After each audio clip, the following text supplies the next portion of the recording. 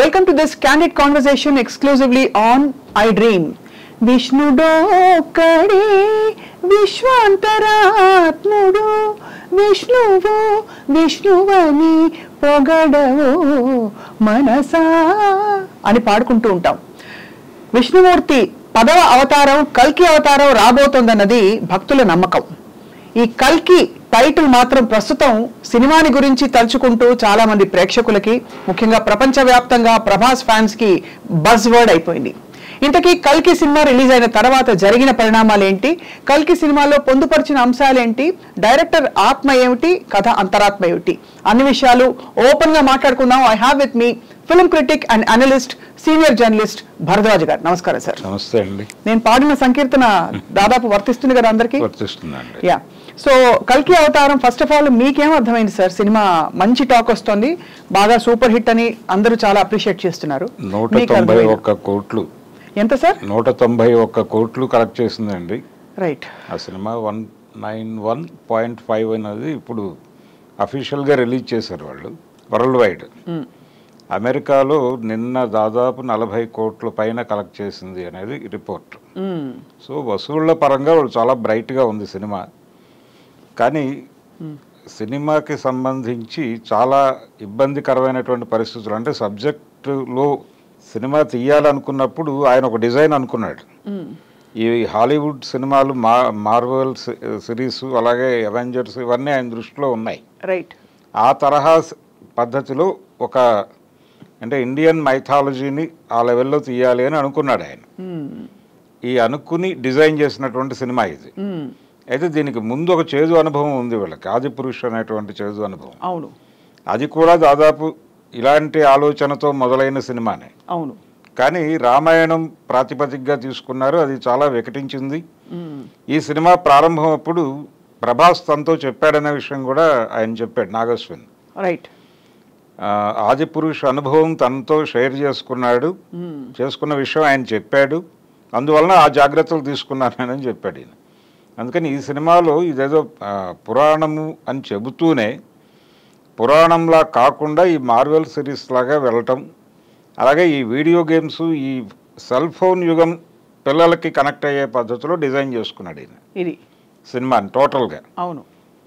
అందులో మనకి హాలీవుడ్ సినిమాల్లో ఈ కల్చర్ చాలా రోజుల నుంచి ఉంది, ఈ కాంప్లెక్స్ అనేటువంటి కాన్సెప్ట్. అవును. బైబిల్లో క్యారెక్టర్లు ఇప్పటి ప్రపంచంలో తిరిగేస్తూ ఉంటాయి. అవును. ఆ పద్ధతిని అడాప్ట్ చేసుకొని అశ్వత్థామను పట్టుకొచ్చాడు. అంటే పురాణాల్లో చిరంజీవులుగా ఉన్నటువంటి పాత్రల్ని వాడుకుని సినిమాలు తీయటం అనేది ఒక పద్ధతిగా తెలుగు డైరెక్టర్లు అవును అడాప్ట్ చేస్తున్నారు. అందులో ఆంజనేయ స్వామిని చూసాం మనం, ఇప్పుడు అశ్వత్థామని తీసుకొచ్చారు. ఇంకా ఎవరైనా చిరంజీవులు ఉన్నారేమో వెతికే ప్రయత్నం మొదలవుతుంది. ఖచ్చితంగా మిగతా దర్శకులకు కూడా ఐడియాలు ఉండాలి, దీనికి సీక్వెల్ కూడా రాబోతోంది కాబట్టి. సీక్వెల్ కాదండి, ఆయన సిరీసే చేసే ప్రయత్నంలో ఉన్నాడు ఇప్పుడు. ఇది సీక్వెల్ కూడా కాదు, సీక్వెల్ కాదు, సీక్వెల్ అనేది సిరీస్ అవుతుంది. అవునండి. అంటే ఆయన సినిమాటిక్ యూనివర్సిటీ అని ఏదో ప్రకటించాడు నిన్న. కాబట్టి ఇది డెఫినెట్గా ఒక 7-8 సినిమాలు ఈ సిరీస్లో చేసే ప్రయత్నంలో ఉన్నాడు ఆయన. రైట్. అంటే తన పద్ధతిలో పురాణాలు చెప్పే ప్రయత్నం. అవును. ఇప్పుడు ఏదైతే కల్కి ద్వారా ఆయన ఆడియన్స్ని కనెక్ట్ చేసుకున్నాడో, ఈ ఆడియన్స్కి పురాణాలు చెప్పే ప్రయత్నం మొదలుపెట్టాడు ఆయన. అవును. కల్కి పుట్టడానికి ముందేం జరిగింది అనేది ఈ సినిమా. అవును. కల్కి ఇంకా పుట్టలేదు. కల్కి జన్మతో ఎలా జరిగింది అనేది ఒక వెర్షన్ తీస్తారు. దీని తర్వాత అర్జునుడి క్యారెక్టరు, తర్వాత కర్ణుడికి ఉన్న కాన్ఫ్లిక్టు, ఇవన్నీ ఇలా రకరకాలుగా జరపచ్చు దీన్ని. అవును. అసలు కల్కి పుట్టడం అనేది 7వ ఎపిసోడో 8వ ఎపిసోడ్లోనో చేయొచ్చు. అవును. వాళ్ళ ఇష్టం, ఎలాగైనా ఆడుకోవచ్చు. అంటే ఆ అవకాశం మన పురాణాల్లో ఉంది, ఆ వెసులుబాటు. ఆ వెసులుబాటు ప్రకారం వెళ్ళే ప్రయత్నం చేస్తాడు ఆయన. ఇది కేవలం సీక్వెల్ ఉంది అనేది కరెక్ట్ కాదు, దీనికి 7-8 సిరీస్లు ఆయన. అయితే ఇది ఒరిజినల్ పురాణాల ఆధారిత కల్కి అవతారంగానే మనం పరిగణించాలి. అంటే మీరు అండాన్ని కేవలం పేరు పెట్టడం మాత్రమే కాదు. పేరు కాదండి, ఎందుకంటే రామ్ అని చాలా మంది పేరు పెట్టుకుంటారు, రామాయణ ఆధారంగా ఉందా సినిమా అంటే కాకపోవచ్చు, కానీ ఇది కల్కి అవతారమే అని చెప్తున్నాం మనం. కల్కినే. ఎందుకంటే అశ్వత్థాముడు ప్రత్యక్షం అవడం, ఆయన అమితాబ్ బచ్చన్ గారు అద్దర కొట్టేశారు. ఆయన ఈ వయసులో కూడా అంత అద్భుతమైన యాక్టివ్ స్టంట్స్ చేయడం అనేది చాలా విశేషం. ఇది యాక్చువల్గా అమితాబ్ సినిమానే. అవును. ఇది కల్కి ఇప్పుడు చూస్తున్నటువంటి కల్కి పార్ట్ 1 అమితాబే లీడ్ రోలు. ప్రభాస్ క్యారెక్టర్ కంటే కూడా అమితాబ్కే స్క్రీన్ స్పేస్ కూడా ఎక్కువ ఉంది. అవును, ఎలివేట్ అయింది క్యారెక్టర్. అవును. అయితే సార్ కొన్ని డౌట్లు నాకు. ఇప్పుడు కల్కి అవతారం నిర్ధారణగా మనకి తెలిసిన సోర్సెస్ ఏవైతే ఉన్నాయో, చాగంటి వారి ప్రవచనాలు కావచ్చు, ఇతరత్ర పురాణాల్లో మెన్షన్ చేసింది, కల్కి అవతారం ఎలా భూమి మీద అవతరించినట్టు? అంటే అవతారము అనేది హిందూ పురాణాల్లో తప్ప ఇంకెక్కడా లేదండి, ఇంకే మైథాలజీలోనూ లేదు. అవును. ఇప్పుడు క్రీస్తు దైవ కుమారుడిగా మాత్రమే ఇక్కడ సంచరించాడు. అవును. మన దగ్గర దైవ కుమారులు లేరు, దైవులే ఉన్నారు. నేరుగా దైవమే అవతారం దాల్చి ఇక్కడికి వస్తుంది. అవును. ఈ అవతారము అనే కాన్సెప్ట్ ఇండియన్ మైథాలజీలో మాత్రమే ఉంది. అందుకని ఈ అవతారం ఎత్తేటప్పుడు ఆయన ఎవరికి జన్మించాలి అనేది కూడా చూస్ చేసుకుంటారు వాళ్ళు. అవును. రామాయణంలో ఆయన దశరథుడిని కౌసల్యని ఎంపిక చేయడానికి చాలా సెర్చ్ చేస్తారు. చేసి వాళ్ళిద్దరూ ఎలిజిబుల్ అని చెప్పి తేల్చిన తర్వాత వారికి ఆయన జన్మిస్తాడు. అవును. రాముడు. ఇదే పద్ధతిలో ఇక్కడ కూడా జరగాలి.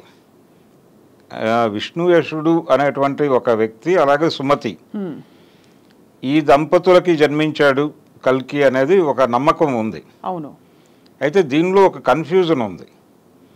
సుమతి అనే పేరు చాలా చోట్ల ఉంది, కానీ ఈ విష్ణుయశుడు అనేటువంటి పేరు, ఆ పేరుతో ఈయన జన్మించాడు అని కూడా కొన్ని చోట్ల రాశారు. తండ్రి పేరే అది అని చెప్పి కూడా కొన్ని చోట్ల ఉంది. కాబట్టి మనకి ప్రామాణికంగా ఇంకా తెలియదు అంటారు. ప్రామాణికంగా లేదండి, ఎవరి పద్ధతిలో వాళ్ళు చెప్పారు, ఎవరి పద్ధతిలో వాళ్ళు రాసుకుంటూ వెళ్ళారు.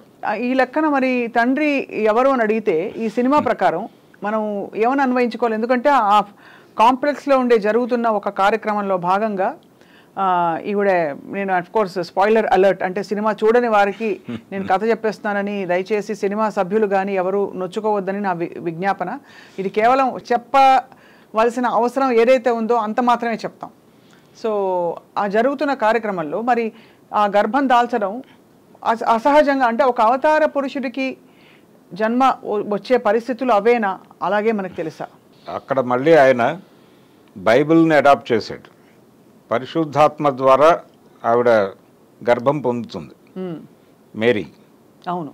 దాన్ని పట్టుకొచ్చి ఇక్కడ అడాప్ట్ చేశాడు ఆయన. అడాప్ట్ చేసి ఈ తండ్రి అనేటువంటి వ్యవహారం లేకుండా చూశాడు. రెండోది, కాంప్లెక్స్లో జరిగింది ఇది అన్నట్టుగా చూపిస్తాడు, కానీ నిజానికి పురాణాల ప్రకారం శంబల అనేది గ్రామమే. ఆ గ్రామవాసే ఆవిడ. ఆ గ్రామంలోనే జన్మిస్తాడు, ఇంకా జన్మించలేదు. అదే ఇంకా జరగాల్సి ఉంది, ఇలా జరుగుతుంది అని మాత్రమే రాశారు. సో అక్కడ ఈయన లిబర్టీ తీసుకుని కాంప్లెక్స్లోకి తీసుకెళ్ళాడు. దీన్ని తీసుకెళ్ళి బైబిల్ అడాప్షన్ చేశాడు. అవును. చేయటం మాత్రమే కాకుండా బైబిల్ అడాప్షన్ 2-3 చోట్ల కనిపిస్తుంది ఈ కథలో. అవును. మరియం అని పేరు పెట్టడం, ఆ పేరు పెట్టడం, రైట్, అది ఇంకా డిస్కసివ్ పాయింట్గా మారలేదు, కానీ అది ఒక ప్రయోగంగానే చూడాలి. ఏది లేకపోయినా భరద్వాజ్ గారు, అంటే మామూలుగా అక్కడ మీరు ఏమైనా ఇప్పుడు సుబ్బలక్ష్మి అని పెట్టచ్చు పేరు, మహేశ్వరి అని పెట్టచ్చు. ఒక డైరెక్టర్, అందుకు కూడా నాగశ్విన్ అత్యంత స్పష్టత ఉండే దర్శకులు, ఎంత పట్టు ఉంటే సబ్జెక్ట్ మీద, క్రాఫ్ట్స్ మీద, ఇంతమంది దిగ్గజాలను ఒక చోటకి చేరుస్తారు. ఆయన పనిగట్టుకుని మరియం అని పేరు పెట్టారంటే దానికి కారణం ఉంటుంది. అంటే మరియం అనేదేమో ఇస్లాంలో ఉన్నటువంటి పేరండి. అవును. అవును. మరియా అని కూడా ఒక చోట అంటారు. అవును. ఈ మరియా అనేదేమో క్రిస్టియానిటీ. అయితే హిందూ మతము, ఇస్లాము, క్రిస్టియానిటీ మూడిటి మధ్య ఒక పోలిక ఉన్నమాట వాస్తవం పేర్లకు సంబంధించి. అవును. ఇబ్రహీం, అబ్రహాం, అవును, అలాగే బ్రహ్మ, బృహస్పతి, ఈ పేర్లన్నీ ఒకలాగానే కనిపిస్తాయి. ఎందుకంటే యేసుక్రీస్తుని ఇస్లాం ఆమోదిస్తుంది. అదే, అది కొత్త నిబంధన అనటంలోనే అది దాంతో రిలేట్ అయి ఉంది అనేది ప్రపంచానికి తెలియజేశారు వాళ్ళు. అందుకని ఇక్కడ మనకి భాగవతానికి, బైబిల్కి కూడా చాలా పోలికలు కనిపిస్తాయి. కరెక్ట్. కృష్ణుడి జన్మ, క్రీస్తు జన్మ దాదాపు ఒకేలాగా జరుగుతుంది. ఈయనేమో జైల్లో పుట్టిన తర్వాత ఈ బిడ్డను తీసుకుని వసుదేవుడు వెళ్ళిపోతాడు. అవును. ఆయనేమో అక్కడ కూడా శిశువుల్ని చంపేస్తూ ఉంటారు. దాని నుంచి తప్పించుకోవటానికి పశువుల పాకలో ఆవిడ కంటుంది అతన్ని. ఇక్కడేమో మనకి గోవుల వద్ద అంటే వీళ్ళు గోవుల దగ్గర పెరగటమా, ఆయన గోపాలుడిగా ఉంటాడు, ఈయన కూడా పశువులు కాపరే. అవునే. అలా భాగవతానికి బైబిల్కి చాలా దగ్గర పోలికలు చాలా ఏరియాల్లో కనిపిస్తుంది. అవును. ఈ పోలికలు ఇవన్నీ కూడా సినిమాకి వాడారు వీళ్ళు. ఈ వాడే ప్రయత్నం. రెండోది ఆయన ఒక్కడే కాదండి, ఈ స్క్రిప్ట్ కోసం అని చెప్పి సంగీతం శ్రీనివాసరావు గారిని కూడా కూర్చోబెట్టారు. ఆయన కంట్రిబ్యూషన్ కూడా ఉంది దీనిలో, కల్కిలో. అంటే ఈ కల్కి వీళ్ళు అనుకున్నటువంటిది మొదట అనుకున్నది ఒకటే సినిమాగా చేయాలనుకున్నారు. అదే ఇప్పుడు అది సిరీస్గా మారుతున్నటువంటి పరిణామం చూస్తున్నాం. రైట్. పార్ట్ 2 అయితే ఉంటుంది గ్యారంటీగా. సక్సెస్ మీద మిగిలిన సినిమాలు ఆధారపడి ఉంటాయి ఖచ్చితంగా. కానీ ఇది ఒక అంటే ఒక హోల్సమ్ ఒక మెగా బ్లాక్ బస్టర్కి కావాల్సిన గుణాలన్నీ, అంటే ఇంత పెద్ద స్టార్ కాస్ట్ని చిన్న పాత్రల కోసం కూడా పెద్ద పెద్ద స్టార్స్ని ఒప్పించడం విశేషం కదా సార్, ఏమంటారు? అదొక డెలిబరేట్ చాయిస్ అంటారా, డెలిబరేట్ డెసిషన్ అంటారా వీళ్ళందరూ పెద్ద పెద్ద వాళ్ళు తీసుకురావడం? అంటే మార్కెట్ సినిమాని ఏ స్కేల్లో చెబుతున్నాం అనే దాన్ని బట్టి ఆ స్కేల్లో చెబితే తప్ప ఆ బడ్జెట్ వర్కౌట్ అవ్వదు. ఆ బడ్జెట్ వర్కౌట్ అవ్వాలి అంటే, ఆ మార్కెట్ వర్కౌట్ అవ్వాలి అంటే వీళ్ళందరినీ తీసుకురావాలి. అందుకని అమితాబ్ అవసరం అయ్యాడు, కమల్ హాసన్ అవసరం అయ్యాడు, దీపిక అవసరం అయింది వాళ్ళకి, విజయ్ దేవరకొండ వీళ్ళందరినీ అంటే ఇందులో వైజయంతిలో పర్టికులర్గా ఈ యంగ్ జనరేషన్ అశ్విని దత్ గారి తర్వాత వచ్చినటువంటి ఆయన పిల్లలు, అల్లుడు, వీళ్లతో ట్రావెల్ అయినటువంటి కొంతమంది ఆర్టిస్టులు చాలా కనిపించారు సినిమాలో. అవును. అది ఫస్ట్ షాట్లో కనిపించినటువంటి ఆవిడ అంటే మనకి చాలా తెలుగు సినిమాల్లో నటించినప్పటికీ సీతారామం ద్వారా తెలిసినటువంటి ఆర్టిస్ట్ ఆవిడ పేరు మృణాల్ దగ్గర నుంచి మొదలు పెడితే చాలామంది ఆర్టిస్టులు వీళ్ళ సినిమాల్లో పర్టికులర్గా యాక్ట్ చేసిన వాళ్ళు కనిపించారు. విజయ్ దేవరకొండ కూడా అలాగే వచ్చాడు దీనిలోకి. సమంత తప్ప దాదాపుగా అందరూ వాళ్ళ టీం ఉంది. రైట్. సో మొత్తానికి సార్ ఈ సినిమాలో ఆఫ్ కోర్స్ మీరు ఈ ప్రశ్నకి మనకి సమాధానం రాలేదు. అంటే మరియం అనే పేరు పెట్టడంలో ఆంతర్యం ఏమిటి, అలాగే ఆఫ్రికా ఖండం నుంచి అంటే 2998లో బహుశా అంటే ఇప్పటి నుంచి 900 పైచిలకు సంవత్సరాల తర్వాత బహుశా గ్రహం అంతా అలా మారి ఉంటుందనే ఒక క్రియేటివ్ ఇమాజినేషన్ అంటారా? అక్కడ పూర్తిగా మెషిన్స్ లా కనిపించడం అందరూ. అవును. కానీ ఎక్కడో మళ్ళీ మన నేటివ్ సెన్సిబిలిటీస్ ఎక్కడా పోలేదు.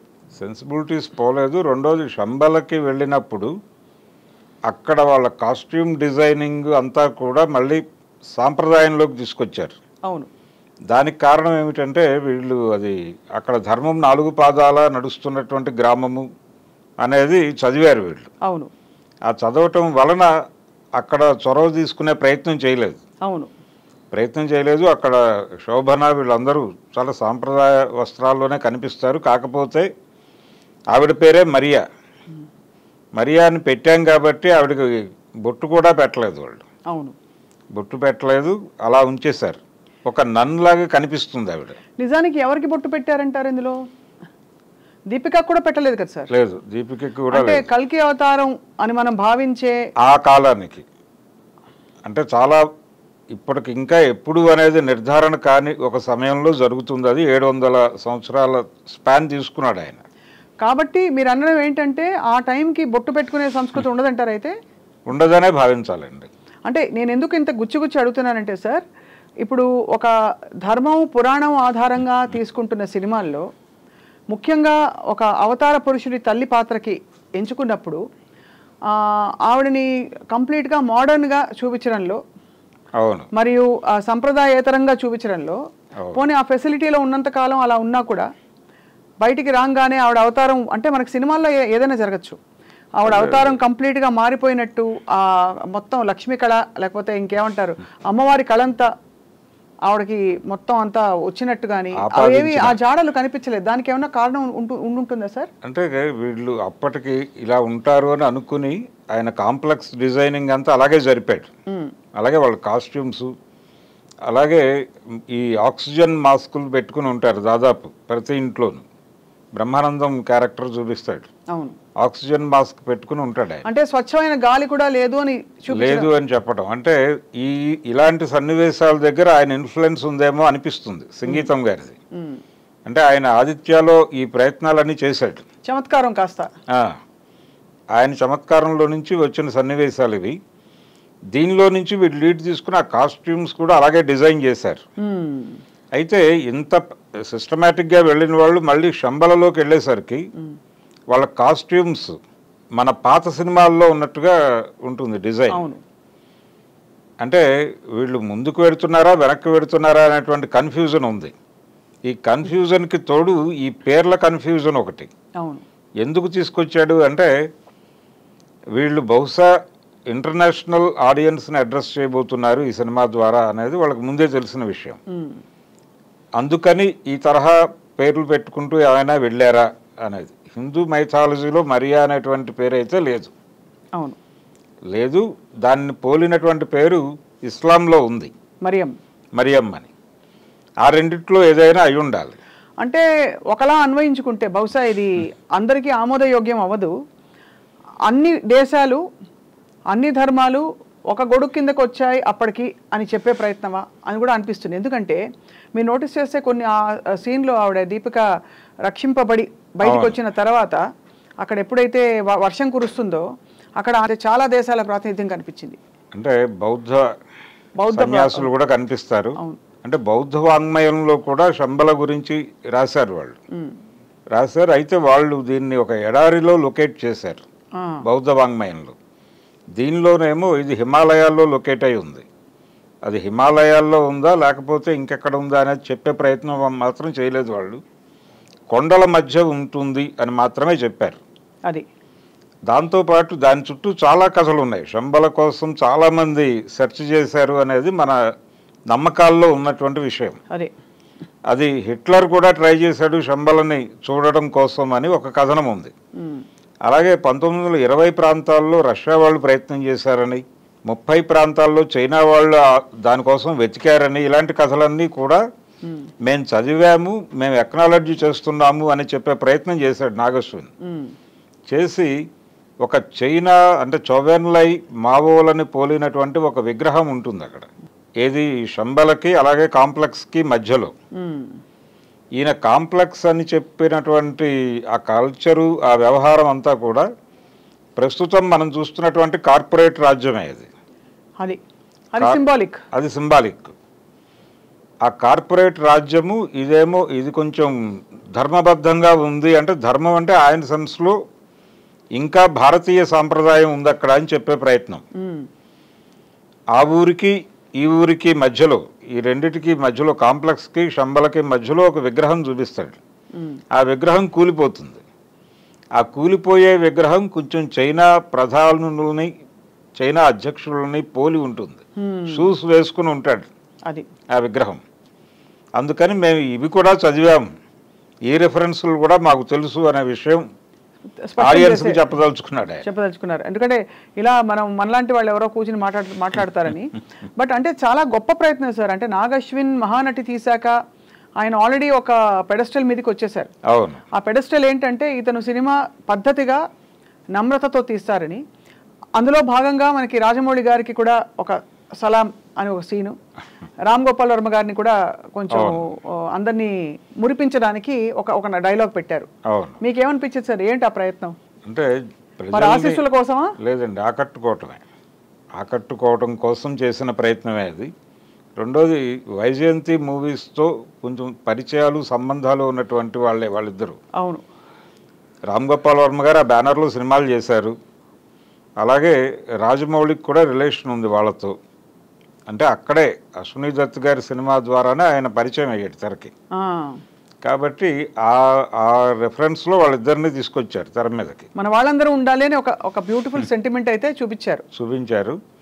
అయితే ఈ సినిమాకి సంబంధించి ప్రధానమైన లోపం సినిమాగా చూస్తే మీకు ఫస్ట్ హాఫ్ మొత్తం కూడా ఇబ్బందికరంగానే నడుస్తుంది. ఒక రాజేంద్ర ప్రసాద్తో మొదలైన ఎపిసోడ్ వరకు మాత్రమే కొంచెం బాగుంటుంది. అక్కడి నుంచి డల్గా నడుస్తుంది సినిమా. కారణం ఏమిటి అంటే ఎమోషనల్ కంటెంట్ మిస్ అయ్యారు వీళ్ళు ఖచ్చితంగా. అంటే శంబల ప్రజలు ఎందుకు సఫర్ అవుతున్నారు, కాంప్లెక్స్ వాళ్ళని ఎలా సఫర్ చేస్తోంది, ఎలా ఇబ్బంది పెడుతోంది అని ఎస్టాబ్లిష్ చేసి అది జరగల. అది జరగకపోవడం వలన మీకు ఎమోషనల్గా థియేటర్ కనెక్ట్ కాలేదు. ఆ కనెక్ట్ కాకపోవడం వలన ఫస్ట్ హాఫ్ అంతా డల్గా కనిపించింది. ఆ లోపం సరి చేసుకుని ఉండాల్సింది వాళ్ళు. అది చేసుకోకపోవడం అనేది ఒక ఇబ్బంది. రాజమౌళి గారు ఇలాంటివి చాలా సెన్సిటివ్గా పట్టించుకుంటాడు ఆయన. అవును, నెరేషన్లో పట్టించుకుని ఇలాంటి సన్నివేశాలు ఒక 2-3 అలా ఉండేలాగా చూసుకుంటాడు ఆయన. రాఘవేంద్రరావు గారు అయితే ఒక దైవాంశ కూడా తీసుకొచ్చేస్తారు. అంటే ఒక అవతార పురుషుడు గర్భం దాల్చినప్పుడు ఎలా ప్రకృతి మొత్తం యావత్ సృష్టి అంతా కూడా కదిలిపోతుందో, పులకించిపోవడం, అలాగే దేవతలు ఎలా పైనుంచి ఆశీర్వదించి వాళ్ళు కూడా సంబరం జరుపుకుంటారు. అన్ని లోకాల తాలూకు ఇవి ఎక్కడో అంతంతా అందిస్తారు. అవును, అన్నమయ్యే తెలుగు పదానికి జన్మదినం అని ఆయన చెప్పడం ద్వారా బోర్డు కథ చెప్పేశారు ఆ 4 లైన్లో. కానీ ఇక్కడ పాటలు లేకపోవడం మరొక విశేషం సార్. అంటే ఉండనట్టు ఉన్నాయి పాటలు. వీళ్ళు వాడాలని అనుకోలేదండి. పాటల మీద సినిమా నడపాలనేటువంటి ఏ రకమైన అభిప్రాయం వాళ్ళకి లేదు. టైం లేదు పాటలకి, అసలు టైం లేదు. టైం లేకపోవడానికి కూడా అంత పెద్ద ఇదేం కనబడలేదు అక్కడ. ఎంతసేపు అది మెకానికల్గా నడుస్తుంది సినిమా. అవును, ఫస్ట్ హాఫ్ అంతా. రెండోది కర్ణుడి క్యారెక్టర్, కర్ణుడి పాత్ర అనేది వాళ్ళు చివరిలో చెప్పేశారు. చెప్పిన తర్వాత అంటే అప్పటి వరకు తన చేతికర్రగా వాడింది కర్ణుడి చాపము అని ఆయన అమితాబ్ క్యారెక్టర్తో చెప్పించారు. అయితే కర్ణుడు అక్కడేమో అర్జునుడిగా విజయ్ దేవరకొండను చూపించిన తర్వాత కర్ణుడు నేను ఇప్పటివరకు ఏ యుద్ధంలోనూ ఓడిపోలేదు అంటాడు ఆయన. ఇప్పుడు దాని మీద బయట ట్రోల్ మొదలైంది. ఆ కర్ణుడు జీవితం అంతా ఓటమే కదా, ఆ డైలాగ్ ఎందుకు పెట్టారు అని మాట్లాడుతున్నారు. కానీ నిజానికి గెలిపే అయింది. కర్ణుడి క్యారెక్టర్ని ఒక అంటే ఆయన ఏదో ఓడిపోయాడు అన్న సెన్స్లో, అర్జునుడి చేతిలో చనిపోయాడు కాబట్టి ఓడిపోయాడు అన్నట్టుగా మాట్లాడుకోవాల్సిన అవసరం లేదు. ఆ ఓటమికి కారణాలు కూడా ఎస్టాబ్లిష్ అయి ఉన్నాయి, జనాలకి గుర్తుండి ఉంటాయి. అవును, ఆయనకు అనేక శాపాలు ఉన్నాయి. ఆ శాపాల ప్రభావం వలన చనిపోయాడు అనేది ఒక ఎస్టాబ్లిష్మెంట్ ఉంది. అలాగే ఆయన రాధేయుడిగా పిలిచారు, అలాగే సూతపుత్రుడు అన్నారు ఆయన్ని. రిజర్వేషన్ సందర్భంగా ప్రతిభ అనేటువంటి ఒక ఆర్గ్యుమెంట్ వచ్చింది. అంటే ప్రతిభ అనే పేరుతో కింది కులాల వాళ్ళ మీద పై కులాల వాళ్ళు అజమాయిషీ చేస్తున్నారు అనేటువంటి ఒక ఆర్గ్యుమెంట్ వచ్చింది. అంటే వాళ్ళకి పుట్టుక రీత్యా ఇంట్లోనే చదువు ఉంటుంది, వాళ్ళు అక్కడే నేర్చుకుంటారు ఇంట్లోనే. అంటే అక్షరాభ్యాసం అనేది ఒక కార్యక్రమంతో వాళ్ళకి చదువు చెప్పడం అని మొదలై వాడు ఫస్ట్ క్లాస్లో చేరే టైంకే చాలా స్కాలర్ అయి ఉంటాడు. రైట్. కింది కులాల నుంచి, దళిత కులాల నుంచి వచ్చే కుర్రాళ్ళకి ఆ రకమైనటువంటిది ఏది ఉండదు, అక్కడే నేర్చుకోవాలి వాళ్ళు ఏది నేర్చుకున్నా. అవును. దాంతో వాళ్ళకి వీళ్ళకి మధ్య గ్యాప్ విపరీతంగా ఉంటుంది. ఈ గ్యాప్ ఉండటం అనేది వీళ్ళిద్దరినీ ఒకేసారి పోటీకి పెట్టడం రైట్ అన్నప్పుడు కుంటివాడిని కాళ్ళు ఉన్నవాడిని కలిపి ఒకే లైన్ మీద నుంచోబెట్టి పరిగెట్టమన్నట్టు అవుతుంది. ఇది ఒక సినిమాలో మోదుకూరి జాన్సన్ గారు రాశాడు డైలాగు. అదే అంటే కర్ణుడి క్యారెక్టర్కి కథానాయకుని కథ అని ఎన్టీ రామారావు గారి సినిమా, దానిలో ఆయన సినిమా యాక్టరు కర్ణుడి క్యారెక్టర్ చేస్తాడు. కుంతి వచ్చి అడుగుతుంది, అడిగినప్పుడు ఆయన చెప్తాడు అర్జునుడిని క్షమించే ప్రసక్తి లేదు, నేను అర్జునుడిని చంపడం కోసమే నన్ను తీసుకున్నాడు ఆయన దుర్యోధనుడు, కాబట్టి ఖచ్చితంగా ఆ పని చేసి తీరాలి. అది ఎందుకంటే నాకు అవమానం జరిగినప్పుడు, నా ఆత్మాభిమానం గాయపడినప్పుడు మీరందరూ ఉండి కూడా ఎవరు ముందుకు రాలేదు. అతను ముందుకు వచ్చాడు, ముందుకొచ్చి నాకు రాజ్యం ఇచ్చాడు, రాజ్యం ఇచ్చి రాజును చేశాడు. అంటే క్షాత్రం ఉన్నవాడే క్షత్రియుడు అనే దాన్ని అంగీకరిస్తూనే రాజ్యం ఉన్నవాడే రాజు అనే ఆర్గ్యుమెంట్ పట్టుకొచ్చారు వాళ్ళు. అప్పుడు వెంటనే రాజ్యం ఇచ్చాడు ఇతను నాకు. అంత చేసినటువంటి దుర్యోధనుడికి నేను ఏదో ఒకటి చెయ్యాలి కదా, అది అందుకని నేను అర్జునుడిని అయితే క్షమించను అని చెబుతూ నేను ఇందాక చెప్పిన ఆర్గ్యుమెంట్ అంతా మాట్లాడతాడు. ఎన్టీ రామారావుతో మాట్లాడిస్తాడు ఆయన మోదుకూరి జాన్సన్. నాకు ప్రతిభ ఎక్కడిది అర్జునుడికి ఉన్నట్టు, ఆయనకి ఇంట్లో నుంచే ప్రతిభ మొదలవుతుంది, మాకెక్కడ మొదలైంది అని మొదలు పెడతాడు డైలాగ్. ఈ తరహా ఆర్గ్యుమెంటు ఇవన్నీ ప్రభాస్ క్యారెక్టర్లో కొంత కనిపించినాయి. అంటే కొంచెం రెబల్గా ఉంటాడు, కట్టుబడి ఉండడు, దేనికి కట్టుబడి ఉండడు. అలాగే ఇంకొక ధోరణి ఉంటుంది, అందులోకి వెళ్ళాలి అనేటువంటి కోరిక, అది కాంప్లెక్స్లోకి వెళ్ళాలి అనేటువంటి కోరిక, ఆ లైఫ్ చూడాలనేటువంటి కోరిక, అంబిషన్, ఆస్పిరేషన్. అవి రెండు ఉంటాయి. దాన్ని సాధించుకోవడానికి ఏదైనా చేయాలనుకుంటాడు. ఆ లక్షణాలన్నీ అలా పెట్టారు. అదే ఉద్దేశం అది. కానీ ఒకలా చూస్తే మరి ఫ్రాంక్లీ చాలాసేపు అయితే ప్రభాస్ నెగిటివ్ షేడ్లో ఉన్నట్టే మనం అన్వయించుకోవాలి ఇక్కడ. ఎందుకంటే మనకి అమితాబ్ బచ్చన్ గారు ఈయన ఉన్న ఎడతెరిపి లేని స్టంట్ సీక్వెన్స్లు, ఏదో 2 సార్లు కొట్టుకుని వీళ్ళు ఆయన 2 కొట్టారంటే కాకుండా పావు గంట లాగారు దాన్ని. విజువల్ వండర్గా నడపాలి అనుకుని చేసినటువంటి ఒక ఫైట్ సీక్వెల్ అది. అవును, సీక్వెన్స్. అయితే అమితాబ్ పట్ల ఆడియన్స్కి ఒక సింపతి, అంటే తనేమో ఆ అమ్మాయిని కాపాడటం కోసం ప్రయత్నం చేస్తూ ఉంటాడు, ఇతను తీసుకెళ్ళి అప్పచెప్పేయాలని ట్రై చేస్తూ ఉంటాడు. అప్పచెప్పడం ద్వారా డబ్బులు వస్తాయి అతనికి, అతని ఇమ్మీడియట్ ప్రయోజనం అది. ఇక్కడ నాకు ఇంకొకటి గుర్తొచ్చింది. జనరల్గా సమాజంలో చాలా గ్రామాల్లో ఊళ్ళల్లోనేమో కమ్యూనిస్టు జెండాలు ఉంటాయి అగ్రకులాల ఇళ్ల మధ్యలో. దళితవాడలో మాలపల్లిలో కావచ్చు, మాదిగూడెంలో కావచ్చు కాంగ్రెస్ పార్టీ దిమ్మలు ఉంటాయి. ఎందుకుంటాయి అంటే వాళ్ళకి రోజువారీ జీవిత యుద్ధమే. అవును, అందుకని వాళ్ళకి ఎవరో ఒకళ్ళ ఆసరా కావాలి. కరెక్ట్. అందుకని వాళ్ళు పాలక పార్టీలతోనే ట్రావెల్ అవుతారు ఏదో పద్ధతులు, రోజు గడవాలి కాబట్టి వీళ్ళకి వెసులుబాటు ఉంటుంది. వీళ్ళు ఉద్యమ ప్రవచనాలు ఇవన్నీ బాగా చెప్పగలరు. అందుకని కమ్యూనిస్టు పార్టీ జెండాలు ఇక్కడ కనిపిస్తాయి. దీన్ని ఒక రైటరు సెటైరికల్గా చెప్తూ మేడే వర్ధిల్లాలి అని రాసేవాళ్ళు గోడల మీద. నాకు అప్పుడు అర్థమయ్యేది కాదు, తర్వాత మేడల మీద ఎర్ర జెండాలు చూశాక అర్థమైంది. మేడే వర్ధిల్లాలి అంటే ఇదే అనుకున్నాను నేను అని చాలా ఒక దళిత రచయిత రాశాడు. అలాంటి పరిస్థితులు కనిపిస్తాయి మనకి. అంటే వీళ్ళు వాళ్ళని విమర్శిస్తారు, మీకు ఆ దోపిడీ పార్టీలనే మిమ్మల్ని పీల్చి పిప్పి చేస్తాయి అని మాట్లాడతారు, కానీ వాళ్ళ రోజువారీ అవసరం అది అంతే. అందుకని అక్కడే బతుకుతూ ఉంటారు వాళ్ళు. అది కూడా నాకు ఇక్కడ కన్వే అయింది. అంటే ఇతను ఆ అమ్మాయిని తీసుకెళ్ళి ఏదో రకంగా అప్పచెప్పి బెటర్ లైఫ్లోకి వెళ్ళాలి, ఏదైనా చేసి వెళ్ళాలి అనేటువంటి ఒక తాపత్రయం అది బాగా అనిపించింది. అది నెగిటివ్గా జనాలకి కన్వే అవుతుంది అనేటువంటి ప్రచారం జరుగుతోంది ఇప్పుడు. అవును, ఆ ప్రచారం దాంతోపాటు కర్ణుడి క్యారెక్టర్ మీద కూడా ఇప్పుడు చాలా ట్రోల్ చేస్తున్నారు. అంటే ఎందుకంటే సార్ దానికి కారణం, నేను ప్రభాస్ అభిమానిగా చెప్తున్నాను, ప్రభాస్ని ఉత్తమోత్తముడు, ఆదర్శ పురుషుడు, తర్వాత ఇంకేం చెప్పాలి ఆది పురుషుడు అలా చూసి అలవాటు అయిపోయింది. అంటే అన్ని ధర్మబద్ధంగా ఉండే ప్రభాస్ చిన్న చిన్న చిలిపి అల్లర్లు చేసినా కూడా అవి కూడా ధర్మం పరిధిలోనే ఉంటాయని. ఇక్కడ తెలిసి ఒక ఆడపిల్లకి అన్యాయం జరుగుతుందని తెలిసి వెళ్ళి ఇచ్చేస్తున్నాడు, ఆ అమ్మాయిని తీసుకెళ్ళి అక్కడ అప్పచెప్పే ప్రయత్నం చేస్తున్నాడు డబ్బుల కోసం అనే విషయాన్ని మిగతా హీరోలు అయితే పర్లేదు, గ్రే షేడ్స్ ఉండేవాడు. ప్రభాస్ ఉత్తమోత్తముడు కాబట్టి, పురుషోత్తముడు కాబట్టి కష్టం జీర్ణించుకోవడం చాలా. బట్ అయినా కూడా చాలా కన్విన్సింగ్గా, చాలా చాకచక్యంగా నడిపించారు నాగశ్విన్. అయితే ఇక్కడ ఇంకోటి మీరు అన్నారు కాబట్టి, అశ్వత్థామ అలాగే కర్ణుడు వీళ్ళిద్దరూ కూడా కౌరవ సేనలో ప్రముఖ స్థానాల్లో ఉన్నటువంటి వ్యక్తులే. పాండవులు ధర్మబద్ధంగా ఉన్నారు, లేకపోతే కృష్ణుడు వీళ్ళ వైపు ఉన్నాడు, కౌరవులు దుర్మార్గులు అనే నేరేషన్ ఒకటి ఉంది కాబట్టి ఆ యాంగిల్లో చూస్తే వీళ్ళిద్దరూ అక్కడే ఉన్నారు. వీళ్ళిద్దరు మాత్రమే కాదు, అదే ద్రోణుడు, భీష్ముడు వీళ్ళందరూ కూడా అక్కడే ఉన్నారు. అయితే వీళ్ళందరూ ఎందుకున్నారు అక్కడ, కౌరవ సేనలో ఎందుకున్నారు అంటే వీళ్ళ ధర్మం ప్రకారం అక్కడే ఉండాలి, అక్కడ ఉండటం ద్వారానే వాళ్ళు ధర్మాన్ని నిలబెట్టిన వాళ్ళు అవుతారు, వాళ్ళ ధర్మాన్ని మేరకుండా అక్కడ ఉన్నారు అది అనేది ఒకటి ఎస్టాబ్లిష్మెంట్ అయి ఉంటుంది భారతంలో. అవును.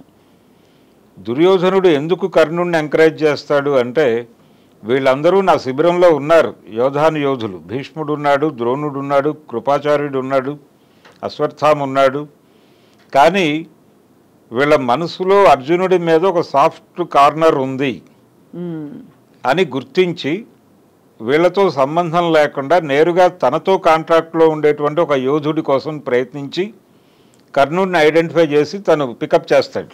అవును. అందుకని కర్ణుడు ప్రత్యేకం, కర్ణుడికి దుర్యోధనుడు ప్రత్యేకం. అవును.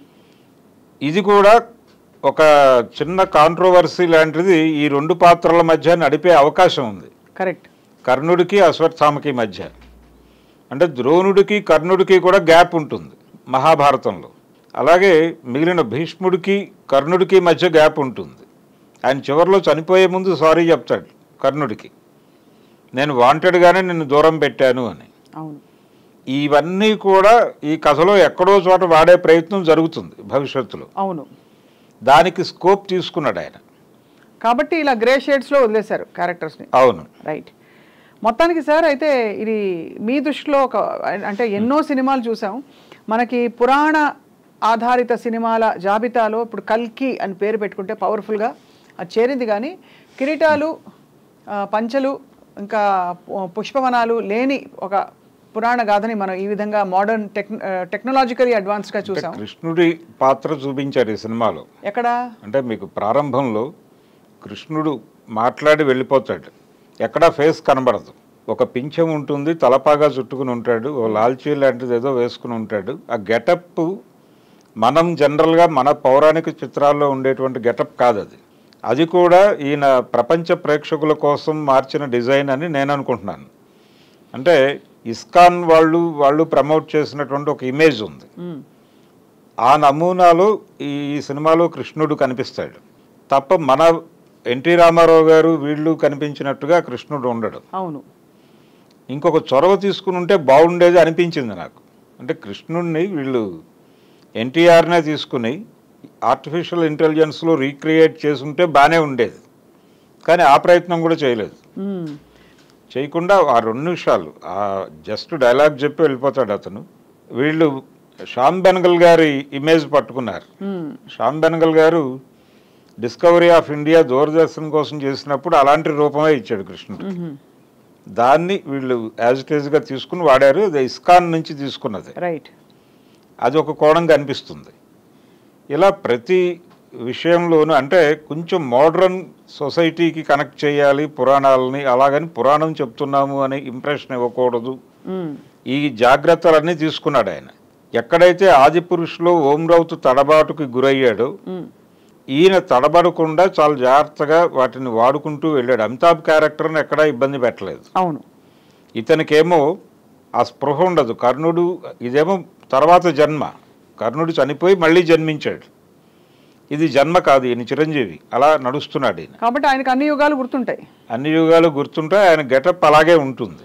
ఇప్పుడు బుద్ధావతారాన్ని ఈ పర్టికులర్ ఈ సినిమా ఆమోదించినట్టు అనుకోవాలా మనం?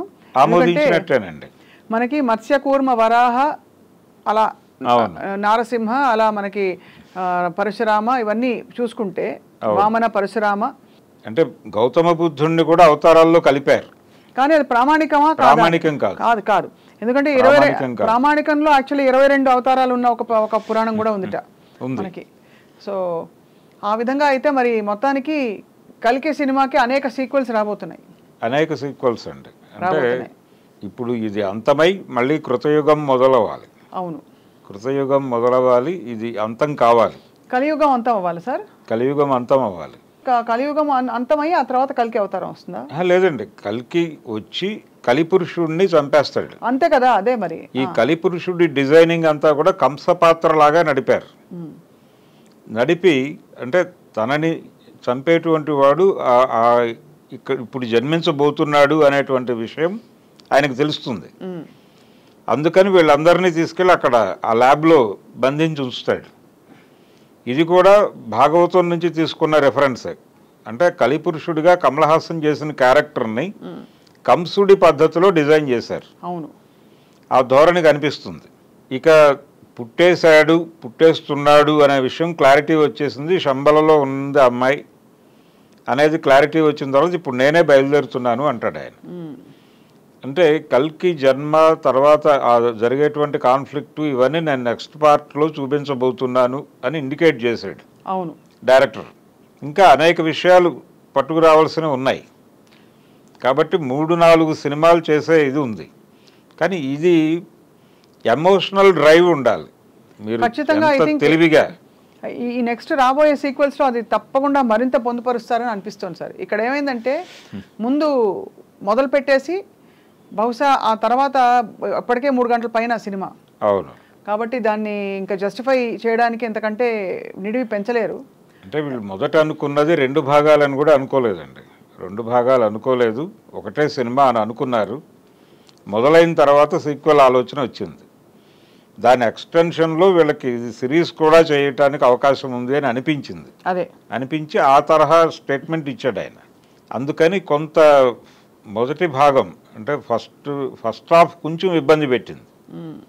అక్కడికి రాజేంద్ర ప్రసాద్ ఉన్నంత వరకు ఆ ఎమోషన్ నడిపాడు అతను. దానికంటే కూడా బలమైనటువంటి ఎమోషన్ సీన్స్ 2-3 ఉండాలి. శంబల ఎక్కడ సఫర్ అవుతోంది, ఆ ప్రజలు ఎందుకు దాని మీద పోరాటం చేయాలనుకుంటున్నారు, వీళ్ళందరినీ తీసుకెళ్ళి ఏం చేయబోతున్నాడు అతను, దీనికి సంబంధించినటువంటి కొన్ని ఎమోషనల్ సీన్స్ పడి ఉంటే బహుశా ఇది నెక్స్ట్ లెవెల్లో ఉండేది. అయితే ఎక్కడా కూడా ఇబ్బంది పెట్టలేదు. ఇబ్బంది పెట్టకపోవటం అనేది అంటే ప్రధానంగా ఒక పాత ఇది ఉంది, పురాణ విమర్శ చేయొచ్చు కానీ రెడిక్యూల్ చేయకూడదు, ఖచ్చితంగా అపహాస్యం చేయకూడదు. ఇందులో అపహాస్యం చేసినట్టుగా అనిపించలేదు. కొంచెం లిబర్టీ తీసుకున్నాడు. ఆ లిబర్టీ తీసుకునేటువంటి ప్రయత్నంలో ఒక అడుగు అటు ఇటు పడింది కానీ అపహాస్యం చేయాలి అనేటువంటి ధోరణి కనిపించలేదు. రైట్. ఆ కనిపించకపోవడం వలన సినిమా కొంత సేవ్ అయింది. ఇప్పుడు కూడా కొంతమంది విమర్శలు మొదలైనాయి ఇప్పుడిప్పుడే సోషల్ మీడియాలో. ఇది దానవేరు సూరకర్ణ ఈ సినిమాల్లో కనిపించినటువంటి ఒక ధోరణి, అంటే బ్రాహ్మణ వ్యతిరేక ధోరణి ఏదో ఈ సినిమాలో కూడా నర్మగర్భంగా కనిపిస్తోంది అని 2-3 మాట్లాడటం మొదలైంది. ఇంకా అది మెయిన్ స్ట్రీమ్లోకి రాలేదు కానీ ఆ ఆలోచన వచ్చింది, ఆలోచన మొదలైంది ఒక స్రవంతి. చూడాలి అది ఎలా ఏ షేప్ తీసుకుంటుంది అనేది. కానీ చాలా రసవత్తరమైన సంభాషణ సార్ ఇది భరద్వాజ్ గారు. ఇంకా మరి ఒకటి మరియం, తర్వాత దీపిక ఆహార్యం, తన వేషధారణ, వీటిపై తప్పకుండా స్పష్టత వస్తుంది రాబోయే రోజులోని. తను మాట్లాడతాడు డెఫినెట్గా. నాగశ్విన్ మాట్లాడినప్పుడు ఆయన కాంటాక్ట్ చేసే ప్రయత్నం మేము చేస్తున్నాం. ఆయన మాట్లాడినప్పుడు బహుశా అన్నీ మనకి తేటతెల్లం అవుతాయి. ప్రస్తుతానికి కల్కి టీం అందరికీ మనస్ఫూర్తిగా అభినందనలు for this grand wonderful attempt. అంటే ఇంతమందిని ఒక్క తాటిపైకి తీసుకురావడం, పాన్ ఇండియాని మించిపోయిన సినిమా ఇది. అంటే తెలుగు సినిమా ఈ లెవెల్లో చేయవచ్చు అనేది తను చూపించాడు. అంటే రాజమౌళి కూడా ఇలాంటి ప్రయోగాలు చేయలే. తను పాన్ ఇండియా మార్కెట్ని అడ్రస్ చేయాలనుకున్నప్పుడు ఒక జానపద కథతో వెళదామనే పద్ధతిలోనే ఆలోచించాడు. అవును. ఈయన దాన్ని మించి వెళ్ళాడు. అంటే తను ఆ సినిమాలు చూస్తూ పెరిగినటువంటి జనరేషన్. నాగశ్విన్ కూడా ఈ మార్వెల్ సిరీస్ ఇవన్నీ చూస్తూ పెరిగాడు అతను.